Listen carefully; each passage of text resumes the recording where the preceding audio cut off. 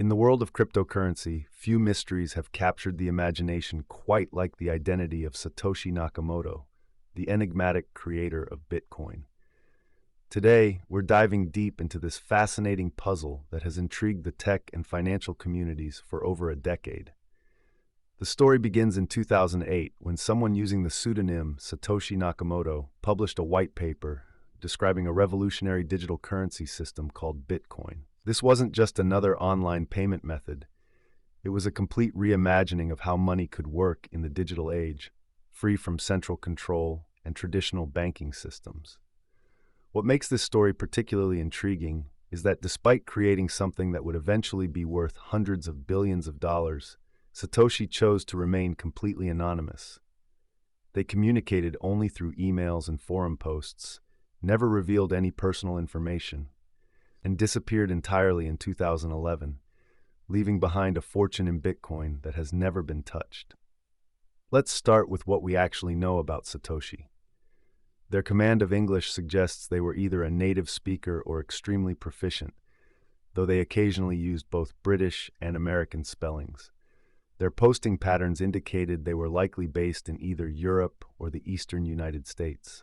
The name itself, while Japanese, is believed to be purely symbolic. Satoshi means clear thinking or wise, while Nakamoto translates to one who lives in the middle, perfectly aligning with Bitcoin's decentralized philosophy. The technical sophistication of Bitcoin's code reveals someone with deep knowledge of both cryptography and economics. This has led many to believe that Satoshi might not be just one person, but rather a group of experts working together.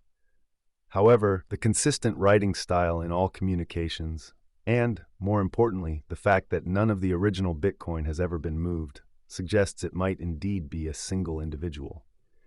After all, keeping such a massive secret among multiple people for over a decade would be extraordinarily difficult. One of the most compelling candidates for Satoshi's identity is Hal Finney, a renowned cryptographer who was the first person to receive a Bitcoin transaction from Satoshi. Finney had the perfect background. He was a graduate of Caltech, worked on PGP encryption software, and was deeply involved in the cypherpunk movement that laid the groundwork for cryptocurrency. He was also the first person besides Satoshi to run a Bitcoin node and made significant contributions to the early Bitcoin code. However, Finney, who sadly passed away in 2014 from ALS, consistently denied being Satoshi. Email records show conversations between him and Satoshi, though some speculate these could have been created to establish distance. What's undeniable is Finney's crucial role in Bitcoin's early development and his unwavering belief in its potential. Another fascinating candidate is Len Sassaman, a brilliant cryptographer who died tragically in 2011, coincidentally around the same time Satoshi disappeared.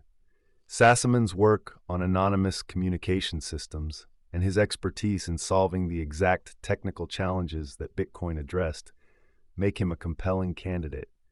He worked closely with Hal Finney on PGP, was deeply involved in the cypherpunk movement, and lived in Belgium during Bitcoin's development, which could explain the British-English influences in Satoshi's writing. The timing of Sassaman's death, just months after Satoshi's final communication, has led many to speculate about the connection. His work on the Pynchon Gate project, which dealt with many of the same technical challenges Bitcoin would later solve, adds another layer of intrigue to this theory. Recently, HBO's documentary Money Electric: The Bitcoin Mystery attempted to suggest that Peter Todd, a Canadian cryptographer, might be Satoshi. However, this theory falls apart under scrutiny. Todd had public disagreements with Satoshi on the Bitcoin forum and conflicts with Gavin Andresen, whom Satoshi had personally chosen to lead Bitcoin's development after his departure. A particularly intriguing lead connects Satoshi to Vietnam through a Russian proxy server. Analysis of Bitcoin's early code revealed connections to an IP address that was later traced to someone named Sergey, who posted hotel reviews in Vietnam during Bitcoin's development period. Vietnam has long been a haven for Russian programmers seeking to escape harsh winters, adding another layer to this mysterious connection. The search for Satoshi has also led to numerous false identifications. Craig Wright, an Australian computer scientist, famously claimed to be Satoshi, but failed to provide convincing proof. Dorian Nakamoto, a Japanese-American engineer, was wrongly identified by Newsweek in 2014, prompting a rare post from Satoshi's account stating, "I am not Dorian Nakamoto."